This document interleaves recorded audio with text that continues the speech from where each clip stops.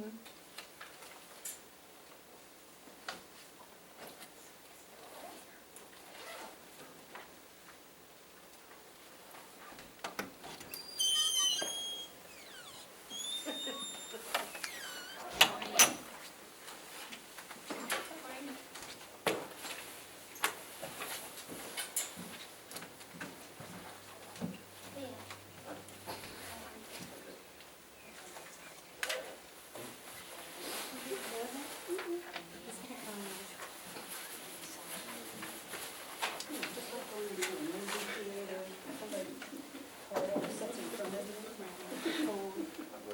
No, you're fine. You can sit there. No, you're fine. He's not fine now.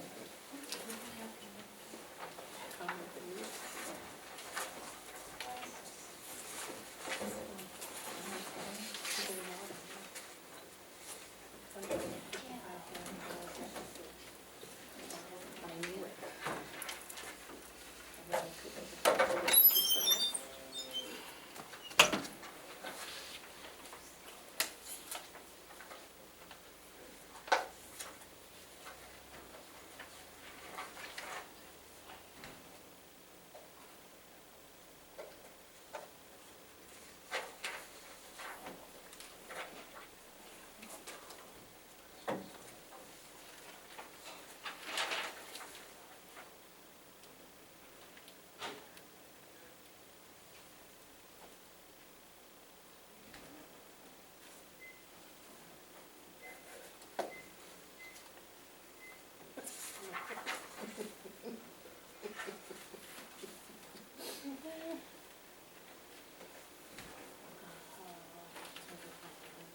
I thought it when we moved Dina is conveniently excluded.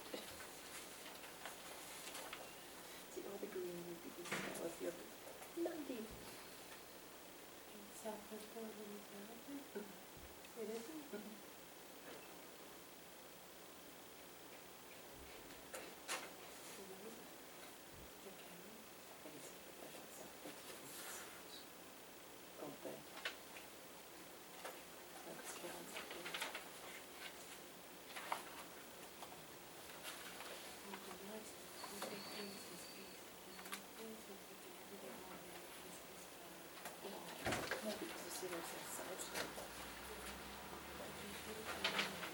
I do, but it's easy.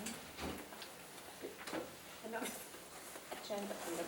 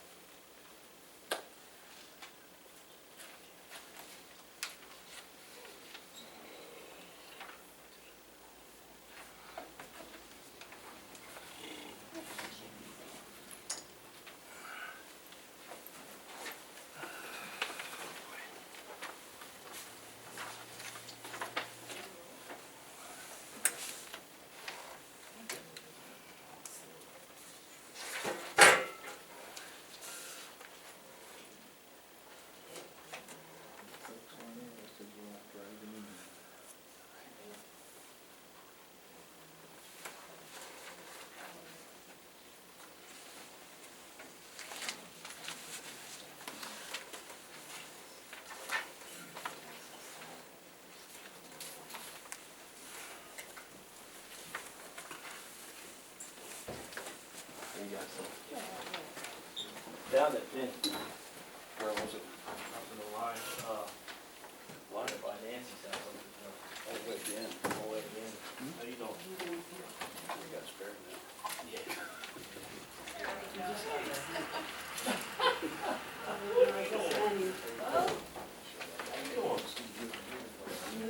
Still driving truck? See your house out there, but I've never seen you.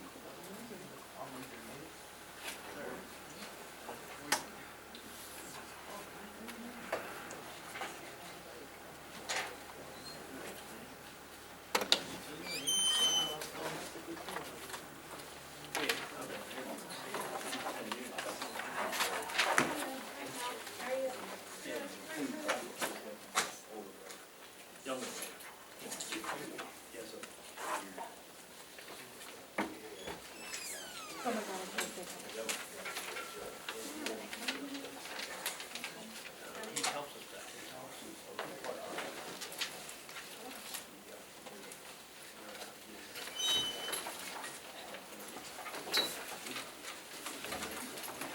Jim helps.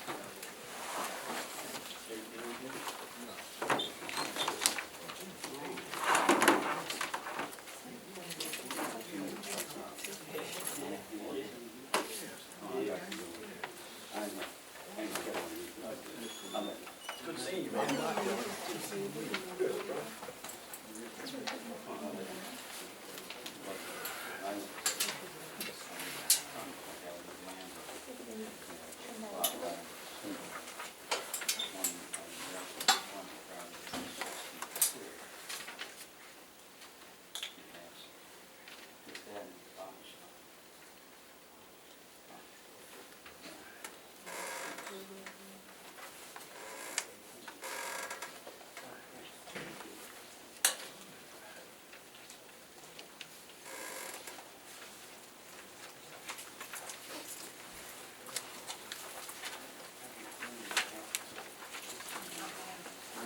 Good, how are you?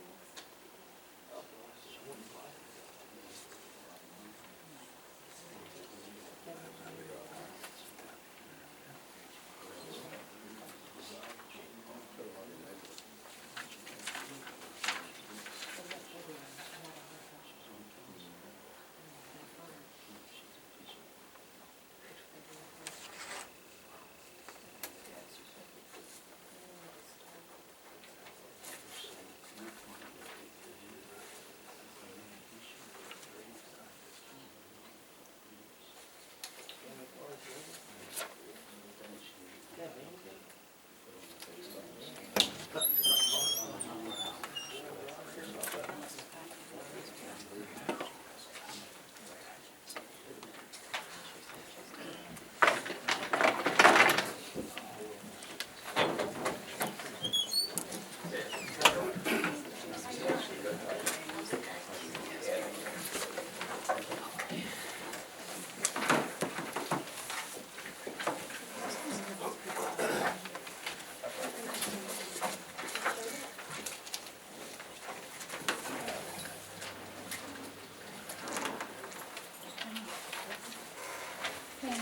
there a bill?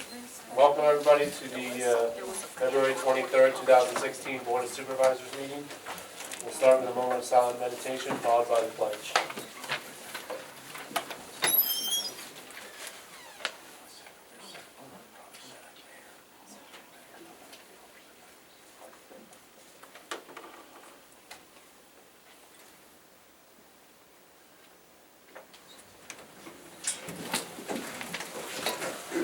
Pledge allegiance to the flag Of the United States of America, and to the republic for which it stands, one nation, under God, indivisible, with liberty and justice for all.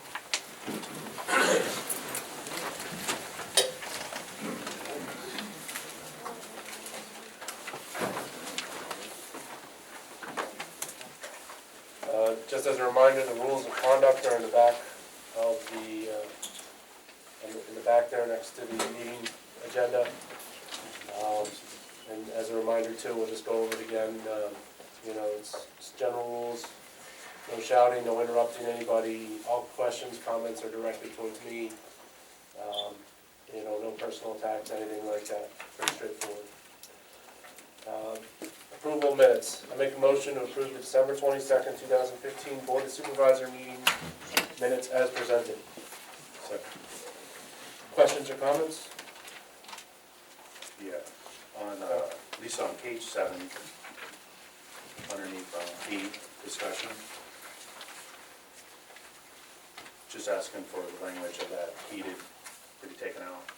We talked about that before, and then also on page 10, it's underneath Yeah, I know where you're talking about. 16, I'll yeah. do it. right, No problem. What other page is that? 10? 10 and, what was it called? It's, sorry, 7. Okay. Any other questions or comments? All those in favor with the revisions? Aye. Aye. Motion passes 4-0. I make a motion to approve December 30th, 2015 Board of Supervisors special meeting minutes as presented. Second. Questions or comments? All those in favor? Aye. Aye. Aye. All right, motion passes 4-0. Chairman, I have one section underneath here for approval of minutes. Lisa, we discussed last month about October 13th minutes. Yeah. I received your email on that, and you gave me who approved those minutes. You said that Carol and Joe and Chuck voted on those minutes, but it was only Steve, myself, and Mark present. Carol wasn't even on the board yet. They were approved at the meeting. Yeah, but they weren't present for that meeting. Oh, okay. Joe wasn't present, Carol wasn't present, but it's just, They voted, so does it not count? Is that- I'm not sure. Yeah, we should have them re-vote done on those October minutes to clarify, because if someone wasn't here and they were But voting to only approve, two of us that are on the board now were at that meeting, What, right? the October budget meeting, Right. not the regular monthly meeting? No, Oh, it okay. was the workshop. I'll look at it and can address it the next meeting. Okay. I'll be happy to put them on for approval. So, Doesn't matter. yeah, it's just bringing it out. I saw your I email. just didn't understand what you, I see what you mean. Yeah. Thought that they voted and perhaps shouldn't have, because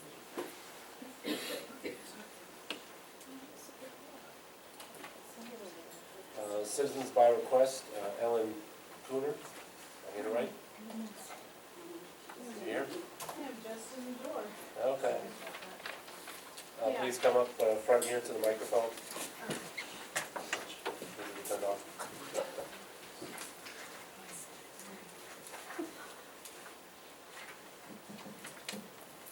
Hi, I'm Ellen Cooner. I have a place just down the road here.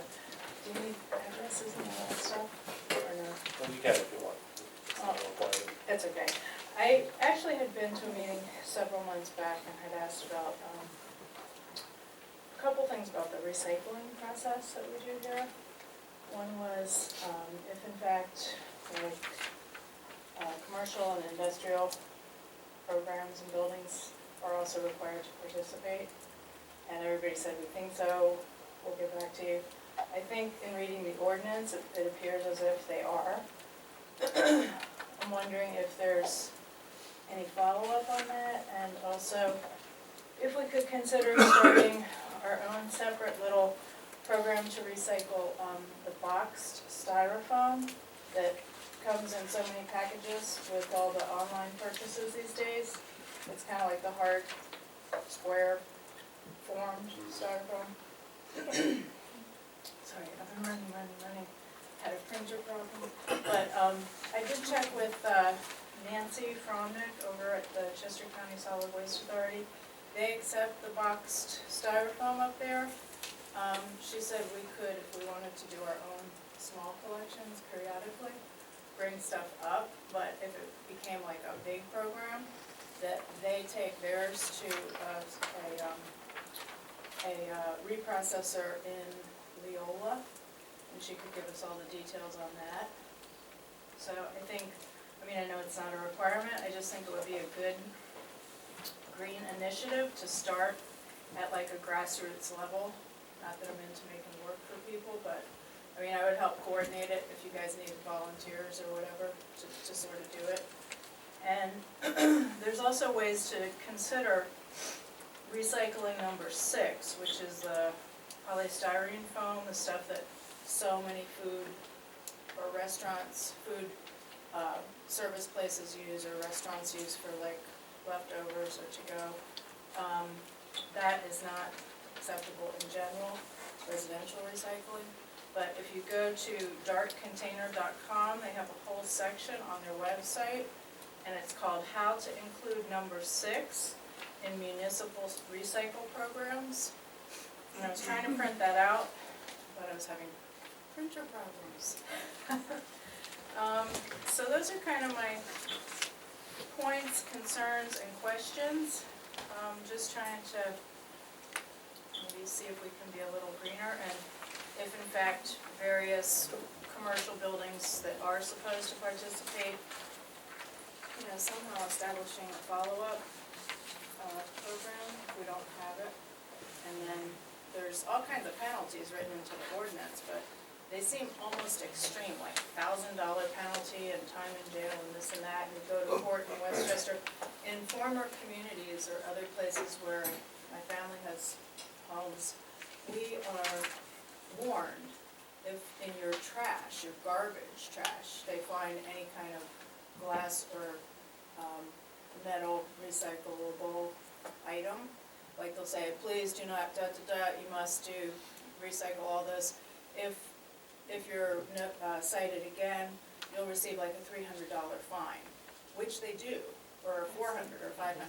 But the whole $1,000, go to court, go to jail, it seems like it's kind of, there might be some penalties in between that would be easier to enforce, less costly, no court time, stuff like that. And then lastly, West Bradford Township has a program that they are, I don't know how recently they initiated it, you guys might be aware of it, guys and girls. It's called the Gold Star Recycling Program, and what they do, I just printed out the first page of this, I'll leave it with you, is they get community involvement to where somehow their recycling company is able to track, and I don't know, it must be a pretty computerized system on their trucks, but who does what in volume, who has the most, it's a point system, and residents are actually acknowledged for contributing the most, and you get credits like at the local ice cream shop, and you get gold stars on your recycling container, which might make it more fun for like kids to get involved with, and moms to really kind of be very detailed and dedicated with it. So if you want to take a look at that, I'll leave that with you. just greener food for thought. And if anybody wants to give me a call, like if you want a volunteer to help with anything in the future, or if there's any progress that changes, you can just call me. Okay. They have my number. Okay, let's say just Yeah. need your information in the Yep. office there. Yep, Okay, thank you. thank you. Tag, quick question on that. So if I remember right, when we were bidding out our trash, on the recyclables, they did give us the amount of volume that we were doing, is that correct? Or Yeah, we get records every month of what we're doing, and Okay. also is what she was asking, all the, like, Triple Fresh, they all send us a paper stating how much they recycle. Big Apple, we don't have that many, the schools, both schools, elementary, we just did ours, Act 101. Okay. And we have to put that all in there. And if she's, wants to get involved in the recycling, this Tuesday like today, at 1:30, she's more than welcome to come. And we have the dates right here, Yeah, I that she could come. Okay. Sounds like she's pretty interested. Where's it Yeah, held at? tag all help. Okay, you'll get a paper in there, it'll tell you each week we have it somewhere else. Okay. Like today, we had it at South Coatesville. Probably next month we'll have it here. Okay. Great, thanks. Thanks, Danny. And Mr. Rhodes?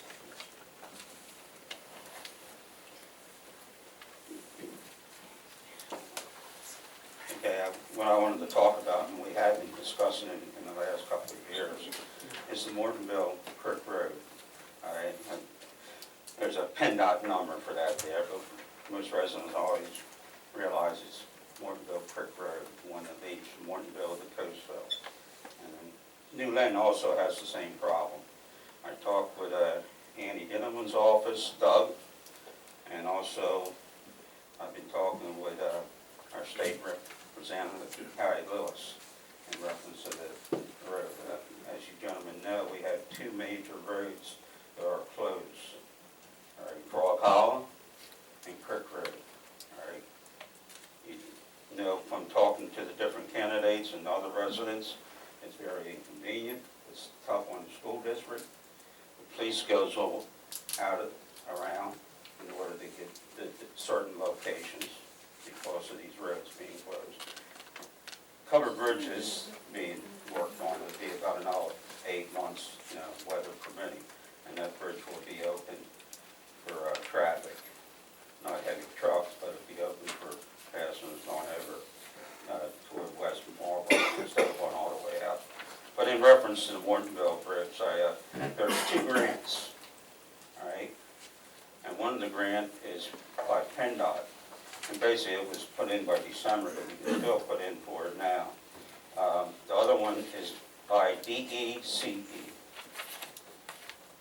Department of Economic Community, and it's also a grant. Both of these are under Act 89. All right, you can check with Andy Dinneman's office, talk to Doug over there, or Harry Lewis himself. Both of them are going to be working on that. We do need people to help out with the grant. If not, I'll get somebody to help with the grant, because we're talking roughly, I don't know if any of the supervisors from this township, but I know New Lynn supervisors met with PennDOT. All right, and you got estimates in reference to that road before from different contractors drilling down. All right, those roads were roughly $1 million. Both roads would have to be tore up completely because when PennDOT put them in, and that's a problem with the supervisors back then.